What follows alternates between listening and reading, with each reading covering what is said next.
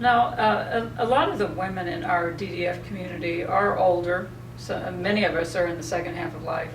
What gifts do you see coming out of that community in the church these days? I think one of the gifts is the recognition of limits. I think when we start to We're tired. That's Yeah, what happens. that's right. We just get tired and say, okay, enough already. Yeah. Yeah, and I think there's a recognition that oh gosh, I just can't do that much anymore. My wife just went out for breakfast with a childhood friend of hers. They're the same age, same birthday, and they were both reflecting on how, I just can't do what I used to be able to do. And my wife says, I used to be able to clean the whole house in an hour. Now it takes me a whole day. Yeah. And so I think one of the gifts is just saying, you know what, I'm not the person I used to be. And I think that's always been one of the beautiful things that you see in people who are in that second half of life, is when they just start to accept it. Yeah. Stop fighting it.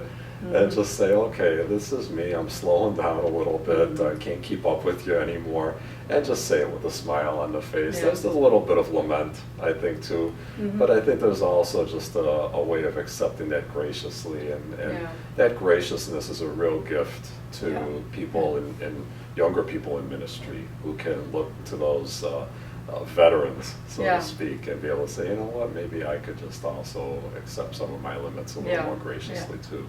Yeah. Well, is there any one chapter in your new book that you would recommend to? There's the one in particular that I'm thinking of is chapter 5, which is recognizing and setting limits. And what I'm referring to in this is the fact that there are so many things that we try to do to fill the empty space within. And spirituality is simply about getting in touch with that empty space and recognizing that God alone fills it. And so recognizing and setting limits is kind of taking an honest look on what are some of the things that we do to fill that space. And some of them may even seem healthy, like work. Yeah. We can work and be gluttons for work. So That's gluttony right. is not only about food and drink. I think we've learned a lot more today about addictive behaviors, and so we can shop till we drop, and we can go gambling, and we can drink, we can eat, we can work too much. All these things to fill an empty space. And so I think the positive thing that we can do is to recognize that there is that empty space. What are some of the ways that I'm trying to fill it that are not the healthiest?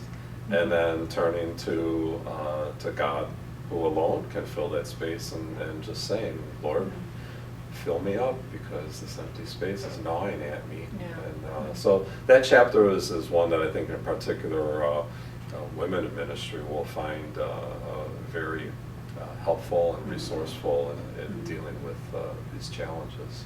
Okay.